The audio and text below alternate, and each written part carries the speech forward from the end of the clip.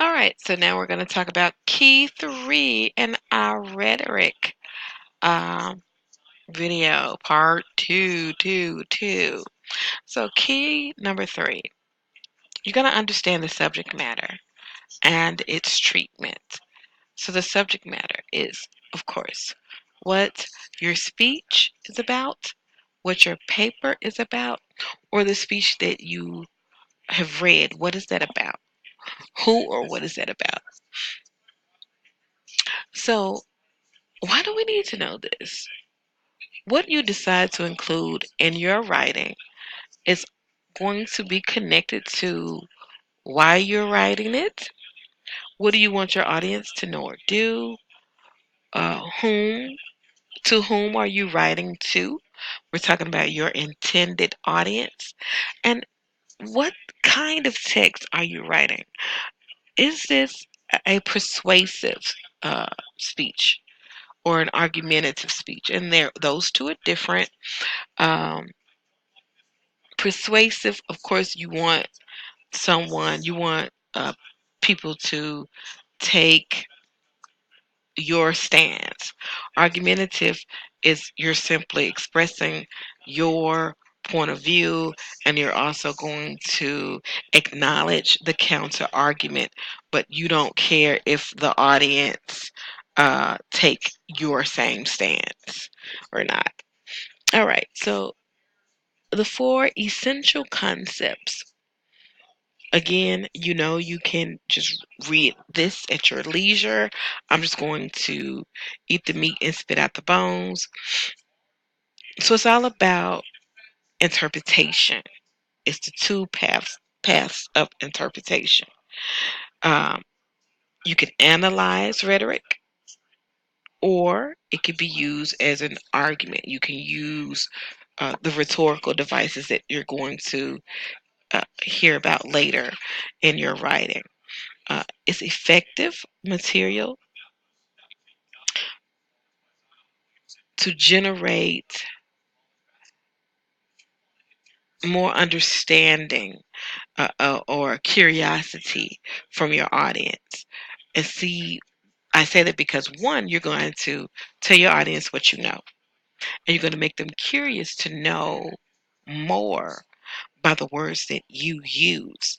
And then you're going to try to satisfy their curiosity by building on what you know. This is where you get to express your claim all the more.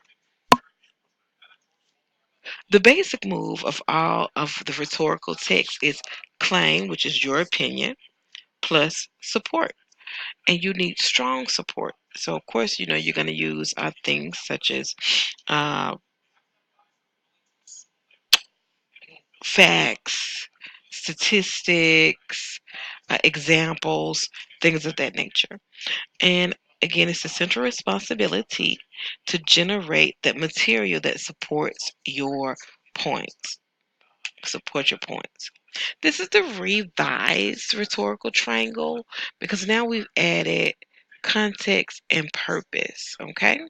So at first we had speaker, subject, audience, but now we know that the context can influence the speaker and the subject. And if the context influences the speaker and the subject, it's also going to influence the audience. And the purpose is at the center of all of this. Okay? The purpose. Why are you writing? What do you want your audience to know or do? It goes beyond persuade, inform, and entertain. What do you want your audience to know, to do as a result of hearing and reading what you said or wrote? This is soapstone. This is something that I really like. It's another rhetorical framework. It helps you to break down and analyze things.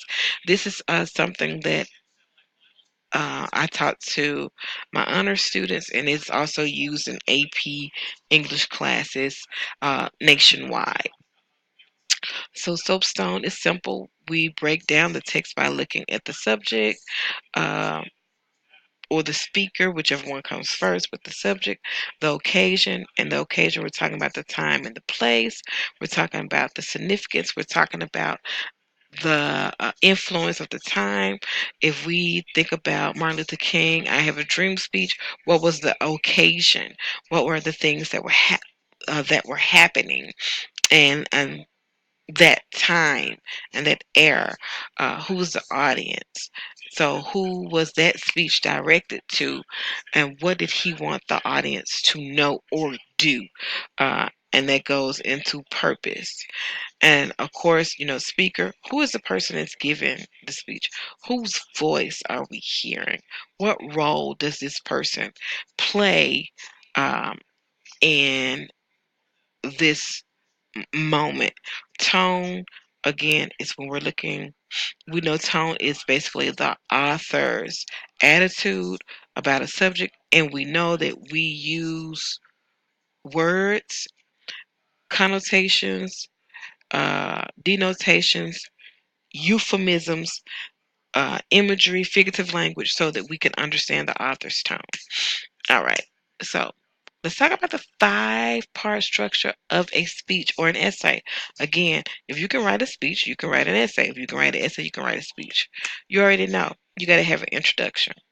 You got to catch the reader's attention. Narration is basically when we get that background information about your subject that's on hand. You want to establish why the subject or the problem that you are addressing in your writing is important.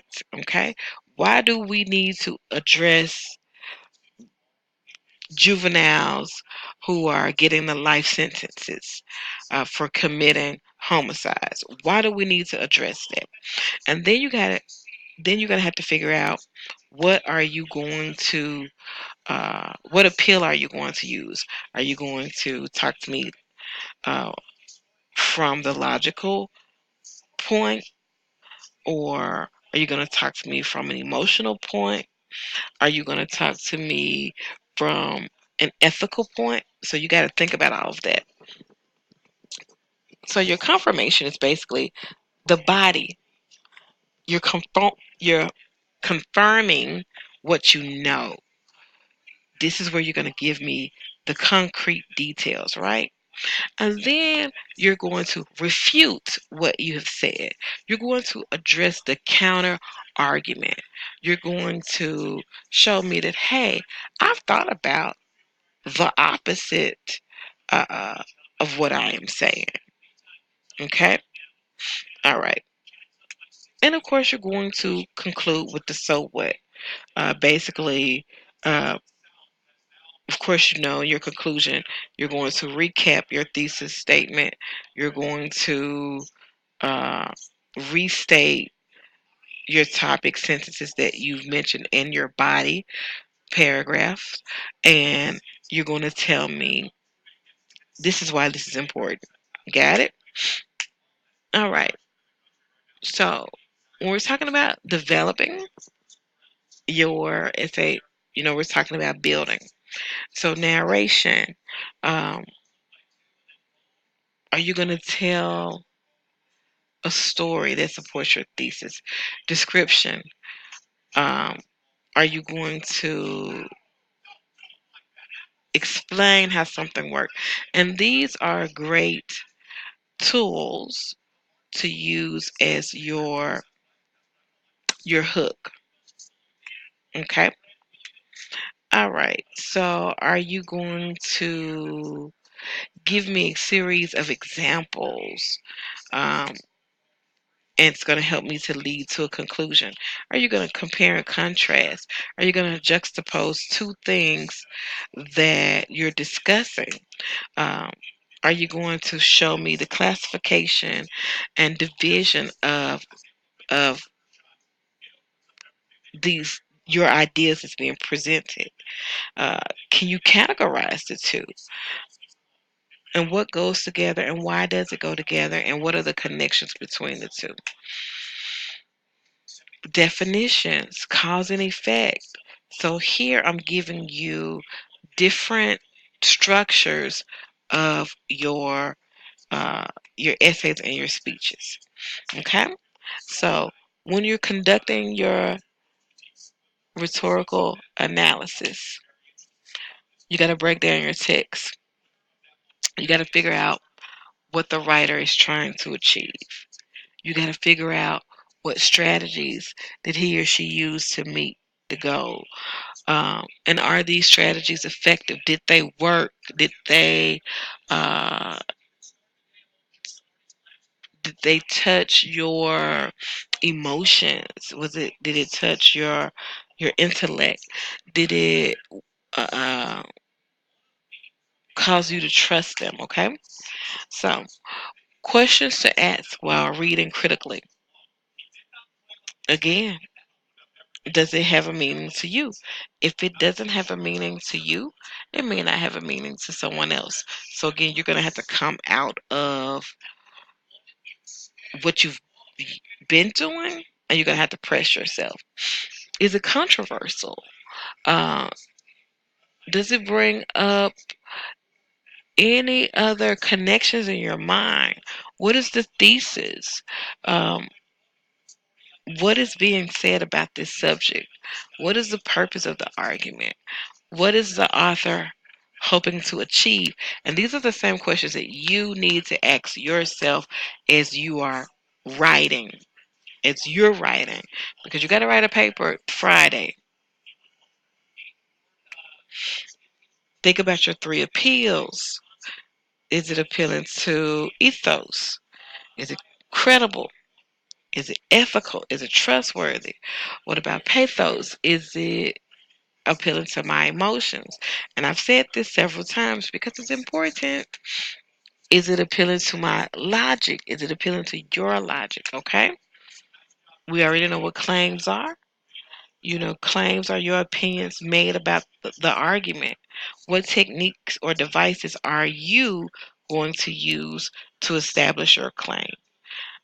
What techniques or devices did you see the author use to establish their claims? What are the issues raised in the piece of text that you read? And what are the issues that you're going to write about? So I want you to consider the text.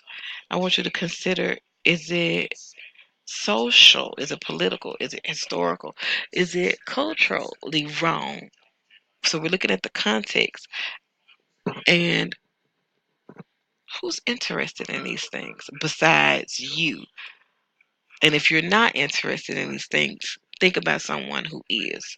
Who's going to gain or who's going to lose something as a result of the argument? The argument. So the shape of your argument is simple. We're going to use inductive reasoning.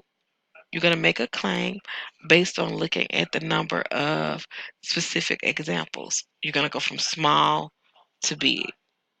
Okay? Does the argument go from general to specific? Deductive reasoning. Um, you're going to make a claim based on something general, and then you're going to apply it to a specific case. When we're reading, are there any headings or divisions in the writing? Okay? We're going to use it to help us to track what we're reading. How does the style of the argument work to persuade an audience? Is this formal? Is it informal? Are the words serious or lighthearted? Is it slanted? Is it, in other words, is it biased or is it facts only? Is there a unique and interesting style that is worth discussing? Again, we're going to look at the language. We're going to look at the diction, how these words being used. We're going to look at the syntax, which is the structure of the sentences. Um, we're going to look at um, the connotations, the tone, the mood words. Okay, we're going to look at the words that produce moods, the words that produce tone. We're going to make connections. Everything must be connected. Okay. All right. And I'm going to post this slide. I'm going to post this PowerPoint so that you can go through and so you can see the examples that we have of rhetoric and you can jot them down in your own time, okay? So you could go through this on your own so that you can see some examples so that you can use these examples to strengthen your writing. All right, that's it for today. See you in the